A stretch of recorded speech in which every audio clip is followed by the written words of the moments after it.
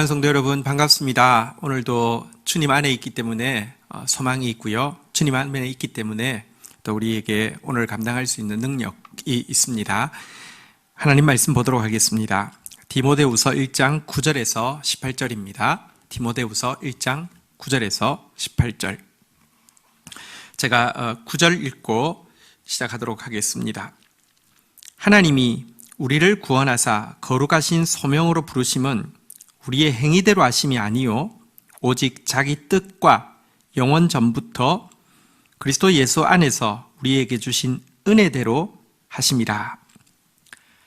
어제 본문은 복음과 함께 고난을 받으라 이렇게 그의 영적 아들 디모데를 격려하였는데요. 읽은 8절 내용은 복음이 무엇인지를 알려줌으로 말미암아 복음을 위해서 고난받는 것이 얼마나 당연한 뿐 아니라 영광스러운지를 밝히고 있는 내용입니다.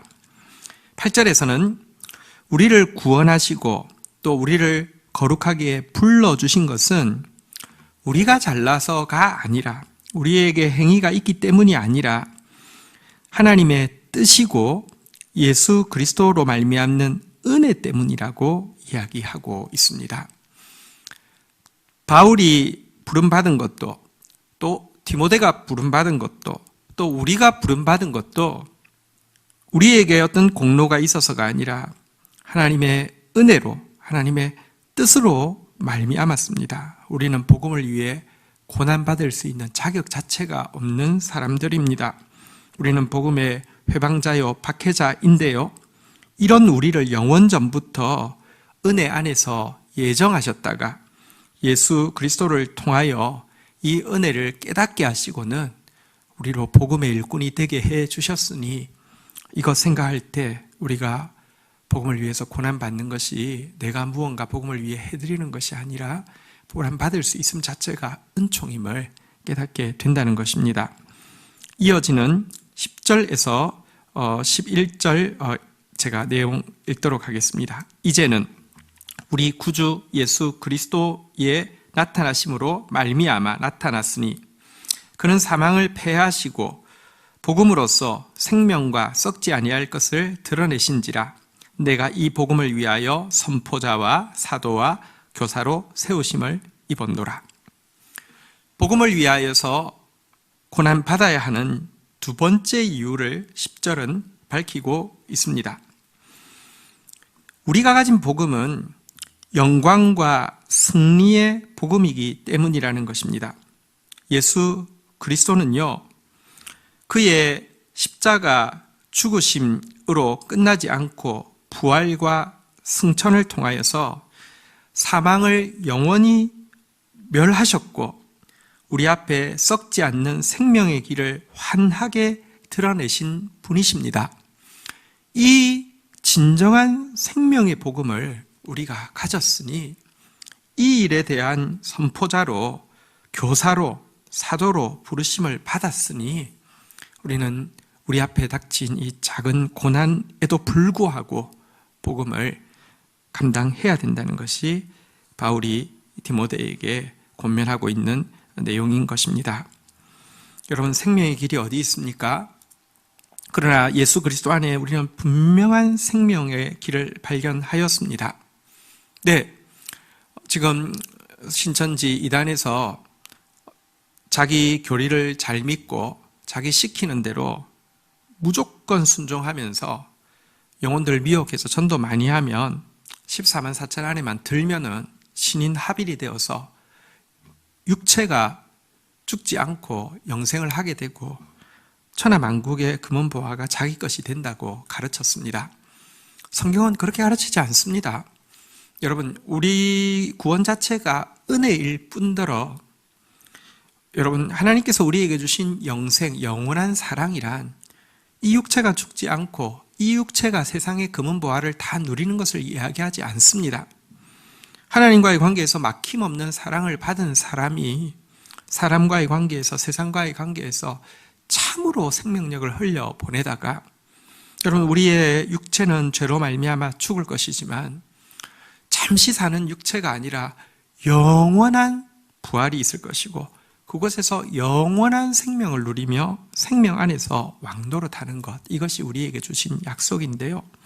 이 확실한 예수 그리스도의 부활과 승천을 통하여서 이루어진 이 확실한 약속을 우리가 받았을진데 잠시 우리 앞에 있는 고난이 우리를 굴복시킬 수 없다는 것이 바울의 가르침인 것입니다. 12절 제가 읽도록 하겠습니다.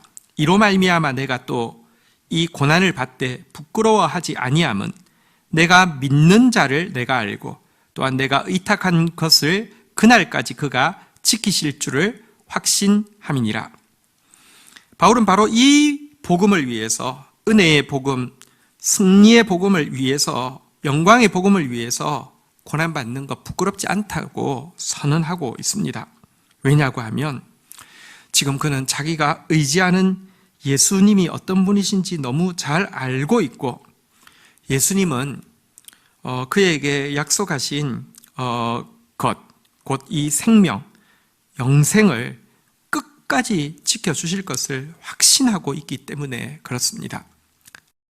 바울은 감옥에서 지금 사실은 순교를 앞두고 있고요. 육체가 사는 것에 대한 소망 가지고 있지 않습니다. 그는 빨리 그리스도 앞에 가는 것이 도리어 그 소원일 정도로 죽음에 대해서 조금도 두려움도, 삶에 대해서 조금도 미련도 없습니다. 그러면서도 그는 그가 의지하는 예수님이 어떤 분인지 알고 있었기에 또 그분이 끝까지 약속하신 이 생명, 영생을 책임지실 것을 믿었기에 조금 더 두려워하지 않는다라고 담대히 선포하고 있는 것입니다. 자, 그런데 이와 같은 복음을 위해서 고난받는 사람이 되기 위해서는요, 잘 자라야지 이런 사명을 감당할 수 있습니다. 열정만으로 되는 것이 아닙니다. 어떻게 잘 자랄 수 있는지, 어떻게 이 사명 감당할 수 있는지 13절, 14절에서는 두 가지를 제시하고 있습니다. 제가 읽겠습니다. 13절. 너는 그리스도 예수 안에 있는 믿음과 사랑으로서 내게 들은 바 바른 말을 본받아 지키고, 14절. 우리 안에 거하시는 성령으로 말미암아 내게 부탁한 아름다운 것을 지키라. 자, 바울은 디모데가 복음과 함께 고난받는 사람으로 세워지기 위해서 첫 번째는 그리스도 예수 안에 있는 믿음과 사랑으로서 내게 들은 바 바른 말을 본받아 지키라고 권면을 하고 있습니다. 본받아 지키라는 것이 핵심 단어인데요. 바울을 통해서 받은 예수 그리스도 안에 있는 바른 믿음, 바른 사랑에 대해서 바울을 본받아서 지키라고 이야기하고 있습니다. 바울의 이 말은 내가 너에게 본이 될 테니 내가 걸어갔던 걸음을, 내가 싸웠던 싸움을 너도 싸우렴, 이렇게 권면하고 있는 것입니다. 우리가 건강하게 자라가기 위해서는 우리에게 바른 믿음의 본이 되는 믿음의 선진이 필요합니다. 믿음의 멘토가 필요합니다. 우리 다음 세대를 향해서 가장 부끄러운 것은 그런 멘토가 우리 가운데 부족하다는 사실이 없다는 사실이 너무 부끄럽습니다. 꼭 우리가 그런 사람 되어야 하겠습니다. 그렇게 되게 해달라고 자격 없지만 하나님 앞에 함께 기도하고 나가야 할 것입니다. 또 한 가지는 14절에 보니까요, 우리 안에 거하시는 성령으로 말미암아, 여기 키워드는 성령으로 말미암아입니다. 하나님께서 바울에게 맡겨주신 것, 하나님께서 디모데에게 맡겨주신 아름다운 사명, 생명의 약속을 전파하고 이 복음을 위해서 고난받는 것은요, 우리 힘으로 할 수 있는 것이 아니라 성령으로 말미암아 감당할 수 있는 것이다 라고 그에게 깨달음을 주고 있는 것입니다. 격려하고 있는 것입니다. 성령의 도우심이 없이는 우리는 사명 감당할 수 없습니다. 마지막으로 15절부터 보면 복음과 함께 고난받는 사람에 대해서 디모데에게 이제 예를 제시하고 있는 내용입니다. 15절부터 우리 17절까지 내용을 제가 먼저 읽겠습니다. 15절. 아시아에 있는 모든 사람이 나를 버린 이 일을 내가 안 하니 그 중에는 부겔로와 허모게네도 있느니라. 원하건대 주께서 오네시보로의 집에 긍휼을 베푸시옵소서. 그가 나를 자주 격려해주고 내가 사슬에 매인 것을 부끄러워하지 아니하고 로마에 있을 때에 나를 부지런히 찾아와 만났습니다. 자, 바울이 옥에 갇혔을 때 많은 사람들은 바울을 부끄러워하고 또 바울과 함께 하기를 멀리 했습니다. 그도 그럴 것이 로마시를 불태웠다는 제목으로 네로에 의해서 주모자로 갇힌 바울과 친하게 지내는 것은요, 자기 목숨도 위험한 일이기 때문이었습니다. 그래서 그때 바울을 배신했던 사람, 아니 대부분이 배신했고요. 그 중에 대표자로 부겔로, 허모게네 같은 이들이 있었음을 디모데도 잘 알고 있다고 이야기하고 있습니다. 그러나 이렇게 겉으로 드러난 배신한 사람은 잘 드러나지만 마지막까지 함께했던 사람 잘 모르는 것 같아서 소개하고 있는데 그가 바로 오네시보로입니다. 오네시보로, 이 사람은 이제 바울을 위해서요, 이제 그 에베소 교인인데요, 바울을 격려하기 위해서 로마 감옥까지 찾아왔고요. 그리고는 한 번 방문하는 것으로 만족하지 않고 위험을 무릅쓰고 자주 방문했고요.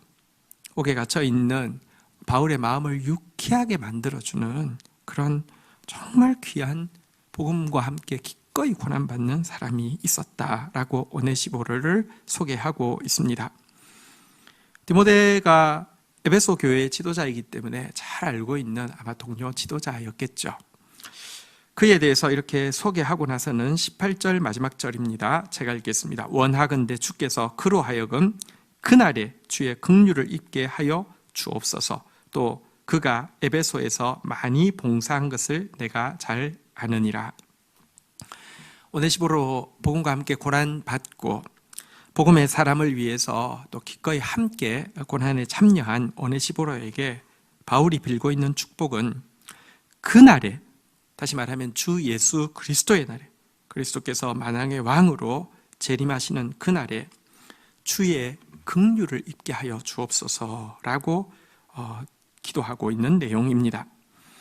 위에도 보면 사실 그에게 긍휼을 베푸시옵소서라고 16절에서 기도하고 있는데요, 두 번이나 긍휼을 빌고 있습니다.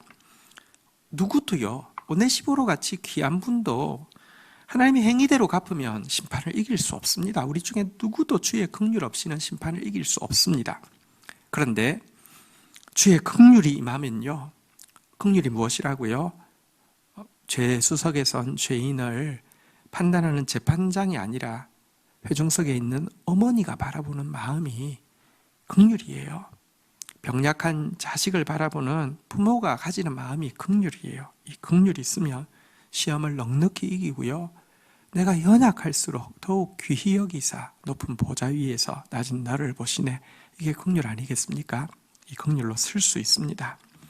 오늘 주신 말씀 가지고 우리가 오네시보로처럼 고난에 동참하는 사람 되게 해달라고, 또 우리 정말 우리가 가진 이 복음이 얼마나 귀한 복음입니까? 은혜로 말미암아 주어진 복음이고 예수 그리스도의 부활과 승천으로 증명된 승리의 복음입니다. 이 복음을 부끄러워하지 않고 성령의 능력으로, 또 믿음에 앞서 나간 믿음의 바울 같으니 또 디모데 같으니 믿음의 허다한 선진들 바라보면서 이 걸음 함께 걸어갈 수 있기를 주의 이름으로 축복합니다. 제가 기도하겠습니다. 하나님 감사합니다. 우리에게 주어진 복음이 결코 우리의 공로가 아니고 우리가 머리가 좋아 깨달은 것도 아니고 우리가 행위의 능력이 있어서 이 일을 위해 부름받은 것도 아니며 하나님의 뜻 가운데서 예수 그리스도의 은혜로 주어진 소명임을 인하여서 감사합니다. 또한 예수 그리스도께서 친히 십자가 죽으심으로 사망을 패하시고 부활로서 생명의 길을 보여주신 이 승리의 복음을 우리에게 맡겨주셨사오니 하나님, 고난을 받되 부끄러워하지 아니하며 기꺼이 고난 가운데서 복음으로 말미암아 고난받는 일을 감당하는 저희들 되어지게 하여 주시옵소서. 예수를 믿습니다. 우리를 아시는 주님, 우리가 의지하는 예수님, 또 우리에게 약속하신 영생을 끝까지 지켜주실 예수님을 신뢰합니다. 오늘도 선한 싸움을 먼저 앞서서 선하게 싸우고 간 성경의 믿음의 선진들 따라서 이 싸움 잘 감당하게 해 주시고 성령 의지하여서 잘 감당하게 해 주셔서 또 우리 뒤에 따라오는 많은 다음 세대들에게 본이 되어지도록 저희들을 지켜 주옵소서.